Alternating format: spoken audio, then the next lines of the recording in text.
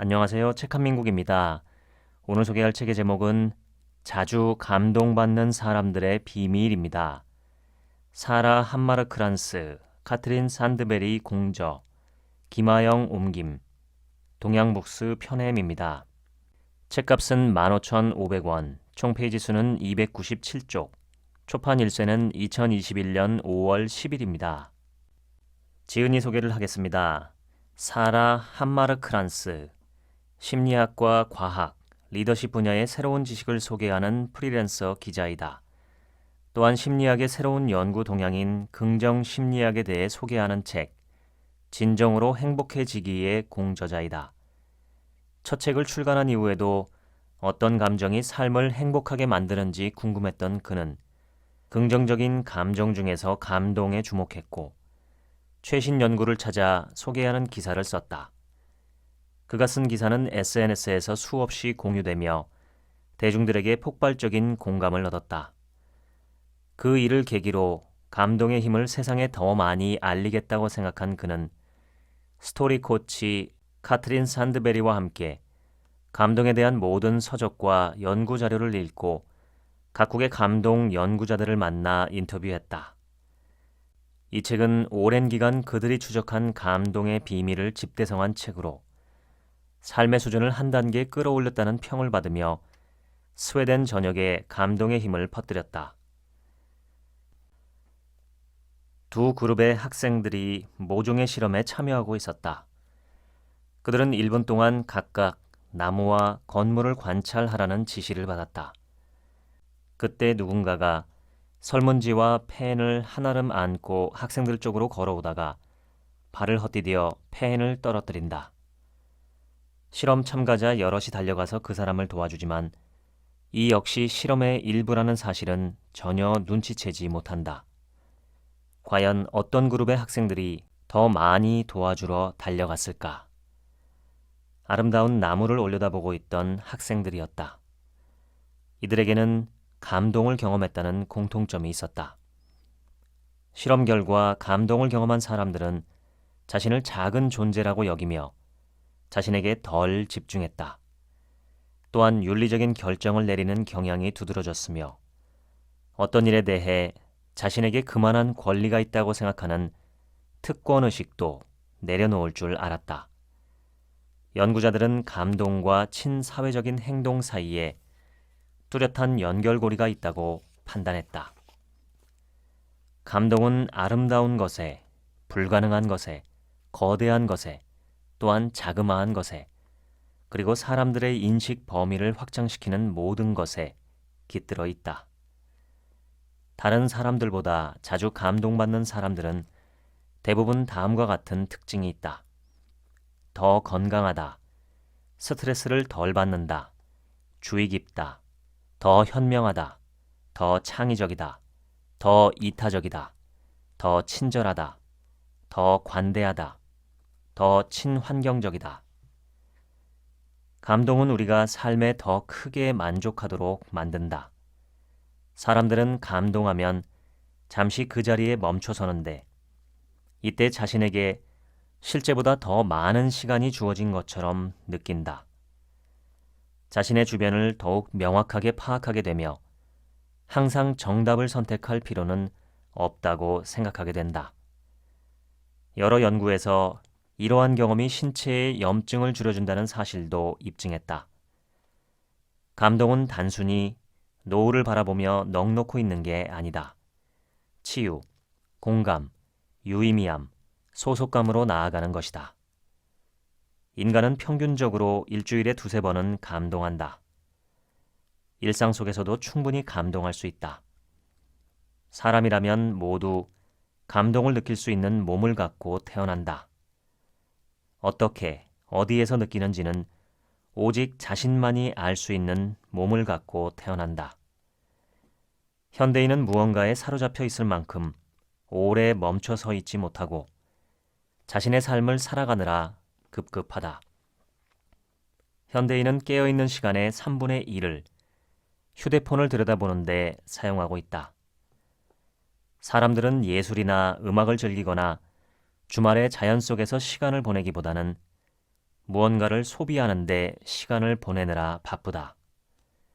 한마디로 가치 있는 것들을 잃어버리고 있다. 감동을 경험할 때의 특징은 다음과 같다. 1. 시간 개념 변경. 감동의 순간에는 시간이 느리게 가는 것처럼 느껴진다. 2. 작아진 자아. 거대하게 밀려오는 감동의 소용돌이 속에서 자신이 너무나 작게 느껴지고 이기심도 줄어든다. 3. 소속감. 덜 이기적으로 행동하고 외향적으로 변하며 다른 사람에게 친밀감을 느낀다. 4. 신체적 감각. 감동은 신체적으로도 경험할 수 있다. 소름이 돋고 전율을 느끼며 입을 벌리고 눈에는 눈물이 맺힌다. 감동이 수백만 년 전부터 존재한 경험이자 감정이라는 것을 보여주는 연구가 여럿 있다. 원숭이들도 인간처럼 일출을 바라보며 소름이 돋는 경험을 하기 위해 새벽녘에 나무 꼭대기에 올라간다는 것을 알고 있는가? 기록에 따르면 철학은 경외감에서 비롯되었다.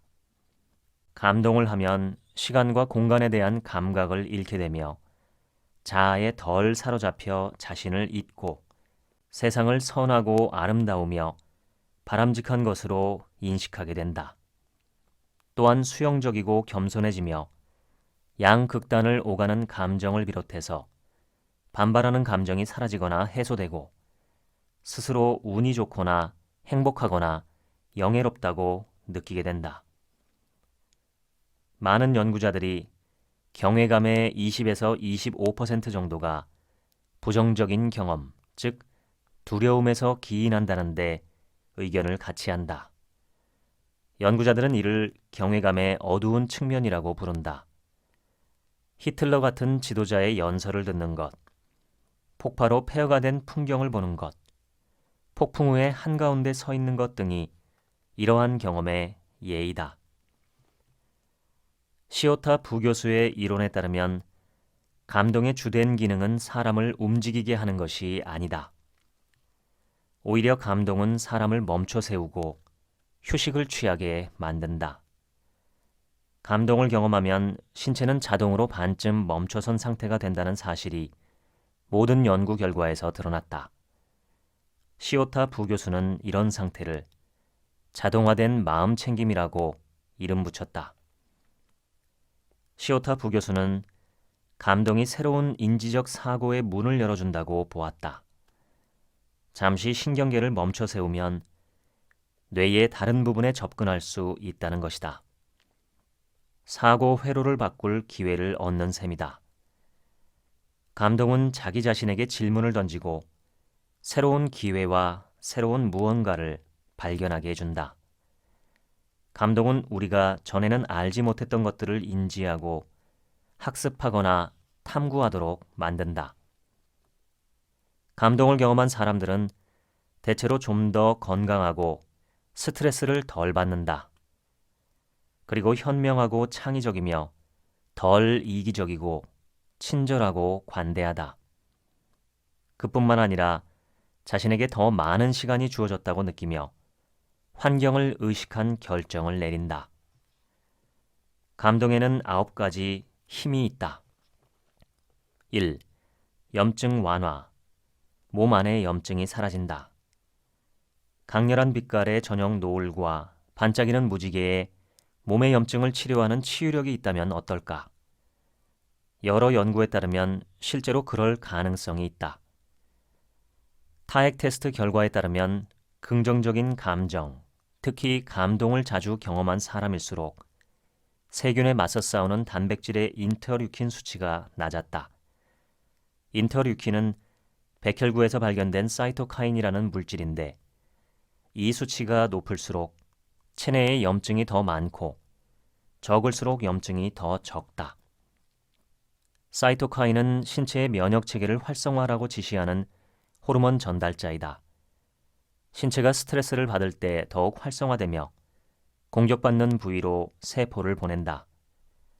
사이토카인은 감염과 질병을 막고 생명을 구하지만 사이토카인 수치가 지속적으로 높으면 좋지 않다.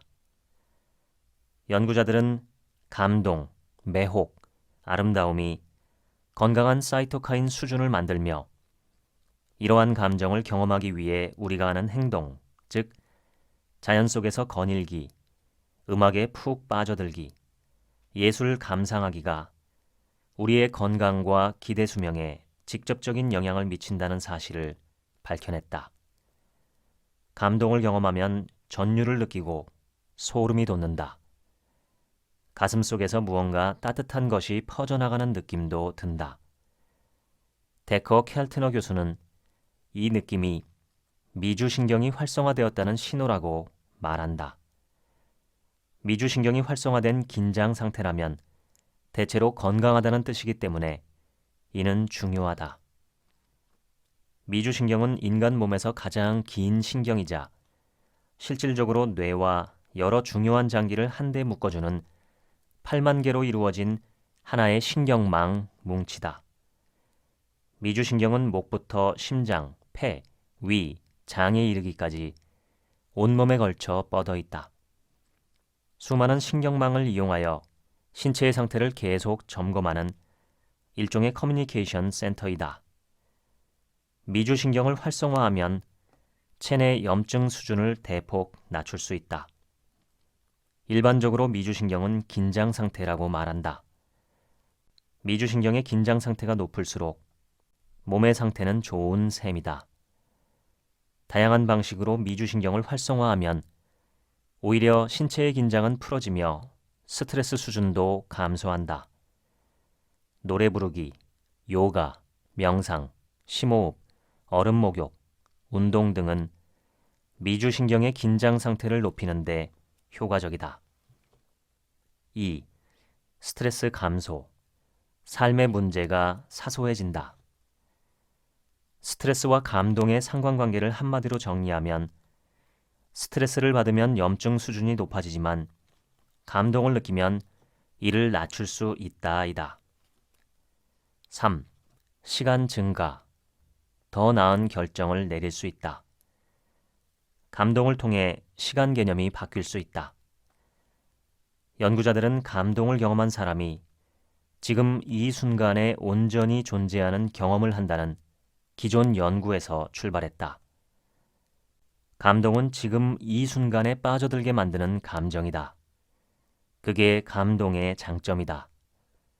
감동을 경험하는 사람은 미래나 과거에 있을 수 없다. 감동은 지금 여기에 완전히 존재할 것을 요구한다. 갑자기 시간이 유연해지고 전처럼 허우적거리는 느낌도 들지 않는다.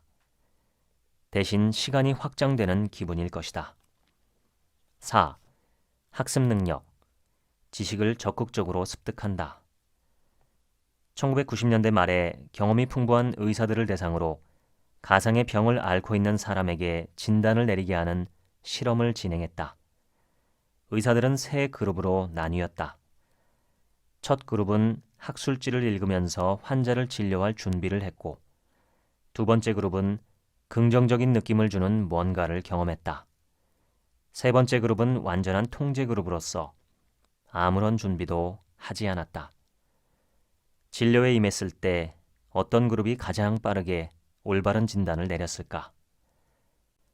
바로 긍정적인 감정을 경험한 그룹이었다.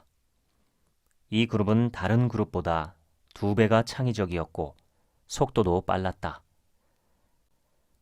어떻게 이 그룹의 긍정적인 감정을 불러일으켰을까? 연구자들은 실험이 끝나면 사탕 한 봉지를 주겠다는 약속을 했을 뿐이었다. 이후 여러 유사한 연구 결과가 뒤따랐고 긍정심리학의 가장 획기적인 이론 중 하나인 확장과 수립 이론이 자리 잡는 토대가 되었다. 이 실험은 부정적인 감정이 삶의 질을 저해하고 우리의 대응 능력을 제한하며 시야를 좁게 만든다는 데서 출발했다. 그에 반해 긍정적인 감정은 사람들의 호기심을 불러일으키고 바깥을 둘러보며 활용할 수 있는 대안이 있는지 샅샅이 살펴보게 만든다. 즉, 우리의 시야를 확장시켜준다. 5. 호기심. 더 많은 기회를 발견한다. 이해할 수 없는 무언가에 압도당하면 사람들은 자연스럽게 자신을 압도한 게 무엇인지 알고 싶어 한다. 그래서 모든 아이가 몇 번이고 거듭해서 왜? 라고 묻는다. 호기심이 일어나면 사람의 내면에서는 더 알고 싶다는 욕구가 샘솟는다. 감동은 상황이 아무리 압도적이고 힘겹더라도 위험하지 않다고, 위협적이지 않다고 느끼게 한다. 6가지 긍정적인 감정, 즉 즐거움, 만족감, 감동, 공감, 기쁨, 뿌듯함 중에서 감동이 호기심과 독특한 상관관계를 보였다. 감동을 자주 경험하는 사람들은 호기심이 왕성했고 학교 성적도 더 좋았다. 감동과 창의력 사이에도 연관성이 있었다. 미국, 이란, 말레이시아의 연구에서도 감동을 자주 경험하는 사람들이 좀 더 창의적이며 문제도 쉽게 해결한다는 연구 결과가 나왔다. 6. 이타심, 자기중심적 사고에서 벗어난다. 우리는 점점 지나치게 자기중심적으로 변해가고 있으며 자기 자신에게만 최선인 결정을 내리는 경향이 강해지고 있다. 시야는 점점 좁아지고 다른 사람을 포용할 여유도 사라지고 있다. 자기 자신에게만 지나치게 집중하며 개인주의가 팽배하고 삶에 대해 근시안적인 결정을 많이 한다. 간단히 말해서 자아가 너무 비대해져 있다. 7. 사회성, 타인을 열린 마음으로 대한다. 감동하는 순간에 사람들은 자기 자신에게서 바깥으로 시선을 돌리게 된다. 자신을 더 작은 존재이자 더욱 커다란 무언가의 일부라고 느끼게 된다. 사람들은 감동을 경험한 이후 나 자신보다 커다란 무언가의 존재를 느꼈다. 내가 커다랗고 온전한 무언가의 일부처럼 느껴졌다. 내가 일상 속에서 걱정하는 것들이 꽤나 사소한 것처럼 느껴졌다와 같은 문장에 공감했다. 감동은 자기 자신과 자신의 행동에 몰입하기보다는 공공의 이익에 좀 더 관심을 가지도록 만든다. 사람들은 감동을 경험한 후 자신을 중요하게 생각하는 마음이 줄어들고 대신 어마어마하게 커다란 무언가와 연결되어 있다는 느낌이 들었다고 적었다. 이러한 느낌이 참가자들의 윤리적인 결정과 행동에 영향을 주는 것으로 드러났다. 감동 지수가 높을수록 좀 더 친사회적인 행동을 보였다. 결정을 내리기 전에 다른 사람들을 더 생각했고 다른 사람들에게 피해를 주지 않으려고 했으며 다른 사람들의 이익을 보호하려고 행동했다. 폴 피프 부교수는 사람들이 감동을 경험하면 그 감정을 다른 사람들과 나누고 싶어 한다는 사실을 밝혀냈다. 그는 감동도 전염될 수 있다고 말한다. 피프 부교수는 어쩌면 감동이 다른 사람과 기꺼이 나누고 싶게 만들기 때문에 사람들을 하나로 묶을 수 있는 새로운 방법이 될지도 모른다고 했다. 8. 삶의 만족감. 하루하루가 가치 있다고 생각한다. 감동을 좀 더 쉽게 느끼는 성향의 사람들은 삶의 의미와 물질주의 사이에서 좀 더 자주 행복을 느끼는 것으로 밝혀졌다. 작은 일에 집착하거나 뭔가를 가지려고 하는 경우도 적었다. 감동을 자주 경험하는 사람들은 감동을 덜 경험하거나 감동을 거의 경험하지 못하는 사람들보다 더욱 행복해했으며 삶의 큰 의미를 느꼈다. 9. 환경 감수성. 자연을 더욱 아끼게 된다. 감동은 사람을 이타적으로 만들고 친사회적인 행동을 활성화한다. 우리는 감동을 통해 서로에 대해, 세계에 대해 더 관심을 기울이게 된다. 사람들에게 어디에서 감동을 경험했는지 물어보면 자연이라는 대답이 20에서 30%에 이른다. 자연이 감동의 가장 큰 원천이라고 주장할 만하다. 산림욕은 숲속에서 목욕한다는 뜻으로 모든 정신을 숲의 공기 속에 맡기는 행위다. 자연을 보고, 냄새 맡고, 느끼고, 듣고, 맛보는 것이다. 산림욕을 하며 시간을 보낸 사람들은 도시에서 산책한 사람들보다 혈압, 심박수, 코르티솔 수치가 모두 낮았다. 또한 면역 체계를 강화하는 효과뿐만 아니라 스트레스와 우울증, 불안을 치유하는 데도 도움이 되었다. 나무가 뿜어내는 피톤치드도 중요하다. 피톤치드는 나무와 관목이 해충과 균류로부터 자신을 보호하기 위해 내보내는 물질이다. 피톤치드의 효과는 암 치료에도 활용할 수 있다. 피톤치드는 종양에 맞서 싸우는 데 중요한 역할을 하는 체내 자연 살해세포를 활성화시킨다. 한 연구에 따르면 이틀 연속으로 2시간가량 숲을 산책한 사람들은 자연 살해세포의 활동이 50%나 증가한 것으로 나타났다. 미국의 신화 및 비교문학 교수인 조셉 캠벨은 나는 삶의 의미를 추구하는 사람들을 믿지 않는다. 나는 무엇보다도 살아있다는 것 자체를 만끽하는 사람들을 믿는다라고 했다. 조망 효과에 대해 들어본 적이 있는가? 우주선을 타고 우주에서 지구를 바라볼 기회가 있던 사람은 오늘날 단 549명에 불과하다. 우주 비행사에게 우주 비행이 어땠는지 물으면 대부분 꿈을 꾸는 듯한 눈빛으로 너무나 어마어마한 경험이라서 말로 표현할 수가 없다고 한다. 우주 비행사 캐서린 D. 설리번은 이렇게 말했다. 우주에서 지구를 바라본다는 게 얼마나 믿을 수 없고 마법 같은 경험인지 설명하기가 무척 어렵습니다. 아무리 앞서 훈련을 받고 지식을 습득했더라도 그 광경에 매료되어 전율하지 않는 사람은 없을 겁니다. 나사 우주비행사 앨런 셰퍼드는 이렇게 말했다. 달에 발을 디디고 뒤를 돌아 지구를 내려다보는 순간 눈물이 터져 나왔습니다. 나사의 우주비행사 세뮤얼 T. 듀렌스는 이렇게 말했다. 비행궤도에서 바라본 지구는 거짓말처럼 아름다웠어요. 정말 그 어떤 사진에서보다도 더 아름다웠어요. 지구에서 벗어났다는 게 실감이 나죠. 그렇지만 동시에 그 어느 때보다도 지구와 강하게 연결되어 있다는 사실을 느낄 수 있었어요. 이건 태어나서 단 한 번도 경험해 본 적이 없는 감정이에요. 나사 우주비행사 에드거 미첼은 이렇게 말했다. 우주에서 지구를 바라보면 인류 전체를 생각하게 돼요.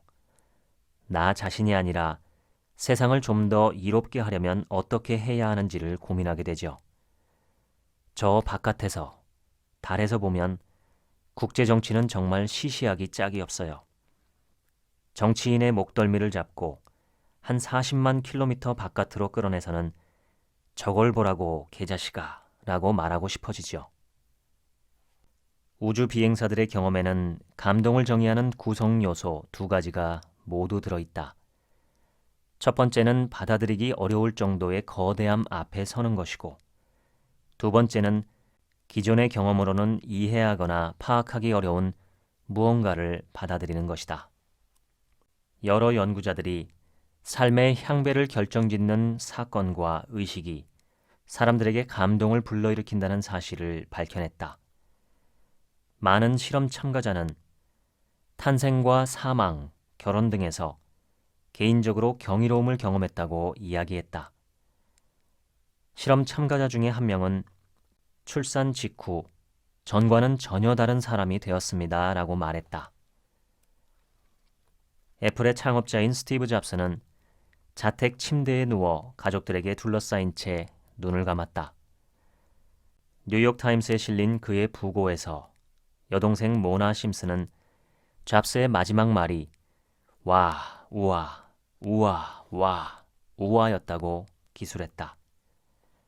스티브 잡스가 정확히 어떤 경험을 했는지는 아무도 알 수 없다. 죽음을 경험하면 많은 경우 지금까지 살아온 날들, 즉 인생 전반에 깊이 매료된다고 한다. 임사체험을 하고 나면 일반적으로 삶이 근본적으로 변한다. 대다수가 빛, 소리, 냄새를 더 예민하게 느끼고 전보다 너그러워졌다고 했다. 갑자기 모든 사람에게 무조건적인 사랑을 느낀다는 것이다. 버지니아 대학교 정신의학과 명예교수인 브루스 그레이스는 50년 이상 상당히 많은 문서와 수천 개의 구술 자료를 수집했다. 그의 연구는 무엇보다 임사체험을 단순히 꿈을 꾸는 상태나 환각으로 치부할 수 없다는 사실을 보여준다. 연구에 따르면 사람들은 윤리 수준이 높은 사람에게 끌린다고 한다. 영어로는 도덕적인 아름다움, moral beauty라고 하는데 다른 사람의 행동과 관점에서 아름다움을 발견하는 것을 의미한다. 모든 인류 역사를 통틀어 사람들은 인간의 가장 선한 부분을 담은 사람들을 우러러봤다. 인간은 집단 생활을 하는 동물이다. 진화 생물학적으로 볼 때 인간은 살아남기 위해 상호 협력하고 무리를 지어 행동하도록 신체에 새겨져 있다. 추운 날씨에 반사회적 포유류는 땅굴을 파고든다. 얼어 죽지 않기 위한 나름의 전략이다. 반면에 사회적 동물은 무리를 지어 바짝 붙어서고 서로의 온기를 나눈다. 어쩌면 사람들이 무리지어 같은 행동을 하려는 경향도 이 때문이 아닐까? 다른 사람과 함께 있을 때 드러나는 협력하고자 하는 에너지가 우리에게 연결감, 기쁨, 감동을 주니 말이다. 어디로 마음이 향하는지는 본인만 알 것이다. 마음이 동하는 모임을 찾아보자. 그리고 그 자리에 참석하면 감동이 유익하다는 사실을 깨닫게 될 것이다. 나이아가라 폭포까지 찾아갈 필요는 없다. 일상 속의 아주 평범한 것들에도 감동을 불러일으키는 요소는 충분하다. 평균적으로 우리는 일주일에 2~3번 감동을 경험한다. 감동을 얼마나 쉽게 느끼느냐는 사람마다 다르다. 어떤 사람에게는 감동이 끊임없는 즐거움의 원천이자 정교하게 설계된 삶에 대한 감사일 수도 있다. 또 어떤 사람들은 살면서 단 한 번도 경이로운 순간을 경험하지 못할 수도 있다. 어떤 사람들은 아예 흥미를 느끼지 못하기도 한다. 거의 모든 것을 보고 들었으며 앞으로 어떤 일이 벌어질지도 안다는 태도를 보인다.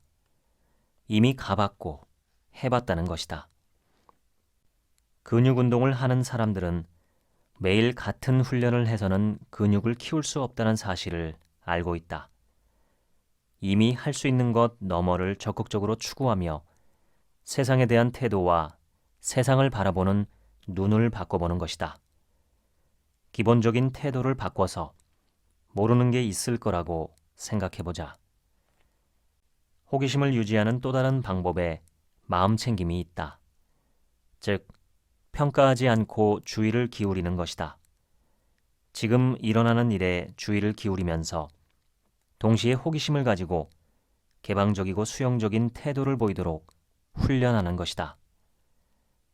마음챙김 이론에서는 입문자의 마음가짐, 즉 주변에서 벌어지는 일들을 입문자가 처음 보이는 태도로 대해야 한다고 강조한다. 과거의 경험, 선입견, 편견, 생각, 해석 등은 현실을 있는 그대로 보는 것을 방해하는 경우가 많다. 마음챙김의 뿌리라 할 수 있는 불교에는 생각이 너무 많기에 괴로운 것이다. 왜 생각을 놓아주지 않는가라는 경구가 있다. 자녀, 배우자 혹은 친구들을 마주할 때 상대방이 어떤 사람인지 이미 알고 있다는 태도를 얼마나 자주 취하는가. 우리는 그들의 아주 일부만을 볼 뿐이다. 다양한 측면에서 상대방을 전혀 모른다. 하지만 입문자의 마음가짐을 가지면 마주하고 있는 사람의 다양한 측면을 발견할 수 있다. 편견 없이 귀를 기울여 듣고 훨씬 더 또렷하게 볼 수 있다. 작아지는 것은 거대해지는 것이다. 감동의 자아 축소 효과는 우리가 어떤 존재인지를 깨닫게 해주며 서로가 서로에게 속해 있다는 것을 일깨워준다. 감동은 공동체를 형성한다. 사람들은 환상적인 순간을 다른 사람과 공유하고 싶어 한다. 어쩌면 긍정적인 경험을 공유하는 게 사람들을 하나로 묶어주는 역할을 하는지도 모른다. 지금까지 자주 감동받는 사람들의 비밀 소개해드렸습니다. 지금부터는 제 얘기입니다.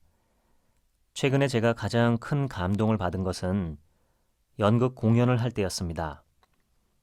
연극 무대에 배우로 서보지 않으면 죽을 때 후회할 것 같아서 작년에 극단에 가입했고 올해 석 달간 연습 후에 4월 말에 처음으로 무대에 서서 공연을 했습니다.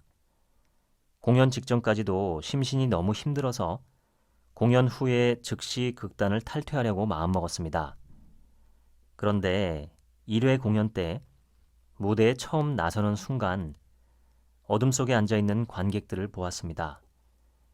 누군가가 저를 관찰하고 있다는 걸 인지했을 때의 느낌은 기묘했습니다. 제가 살아있다는 느낌, 존재하고 있다는 느낌이 뚜렷하고 선명했습니다. 슈레딩거의 고양이 실험이 있습니다. 아주 간단히 이야기하면 상자 안에 고양이가 들어있는데 상자를 열어보기 전까지는 고양이가 죽었는지 살았는지 알 수 없다는 얘기입니다. 확률론의 바탕을 둔 양자 물리학을 비판하고자 만들어낸 이야기지만 오히려 양자 물리학을 설명하는 비유로 많이 쓰입니다. 양자 물리학은 여기서 한 걸음 더 나아갑니다. 상자를 열어서 확인하기 전까지는 고양이가 살아있는 현실과 죽어있는 현실이 중첩되어 동시에 존재한다고 보는 것입니다. 즉, 고양이는 죽어있기도 하고 살아있기도 한 상태입니다. 관찰이 시작되기 전까지는 어떤 일도 가능성으로 남겨져 있습니다. 현실에선 있을 수 없는 이 주장이 현재 최신 물리학이 주장하는 내용입니다. 이중 슬릿 실험도 있습니다. 아주 간단히 설명하자면 작은 틈새로 빛을 통과시켰을 때 파동처럼 움직이던 빛이 실험자가 관찰을 시작하면 입자처럼 움직이기 시작한다는 이야기입니다. 이런 이야기들은 도무지 과학자들이 할 만한 얘기는 아닌 것 같지만 증명된 결과입니다. 즉, 관찰자의 존재의 여부와 관찰이라는 행위 자체가 관찰 대상의 성질과 운동에 영향을 미친다는 것입니다. 어떤 과학자는 우리가 관찰하는 그 순간에만 우주가 존재할 뿐 관찰자가 사라지면 이 우주는 존재하지 않는다고까지 주장합니다. 저는 이 주장을 연극 공연에서 똑같이 느꼈습니다. 관객이 존재하고 그들이 나를 관찰한다는 것을 인지하자 저의 존재가 너무나 뚜렷하게 느껴졌고 제가 살아있다는 것이 그 어느 때보다도 확실하고 선명했습니다. 그때 큰 감동을 느꼈습니다. 그동안 관객으로서 연극을 관람하며 느꼈던 감동과는 전혀 다른 감동이었습니다. 속된 말로 무대뽕이라고 불리는 배우들만의 감동이었습니다. 누군가가 나를 관찰한다는 사실을 인지할 때 느끼는 존재감과 살아있음의 쾌감. 그것이 연극을 계속하게 만드는 원동력이 아닐까 싶습니다. 교도소에서 대부분의 수감자들은 독방을 두려워한다고 합니다. 나 외에는 아무도 없는 상황을 인간은 본래 싫어합니다. 독방에 오래 갇히면 인간의 뇌는 소통할 대상을 갖기 위해서 환각을 만들어냅니다. 환청이나 환상은 혼자 살 수 없는 인간의 최후의 방어 기제입니다. 내가 바라볼 누군가가 존재하고 또 나를 바라봐줄 누군가가 존재할 때 우리는 살 수 있습니다. 인간은 서로 바라보며 살아가는 존재입니다. 한자 사람인자는 두 개의 작대기가 서로 기대어 있는 모양입니다. 본질적으로 인간은 서로 기대어서 살아가는 존재입니다. 혼자 살아갈 수는 없습니다. 서로 바라보며 살아가는 것이 인생입니다.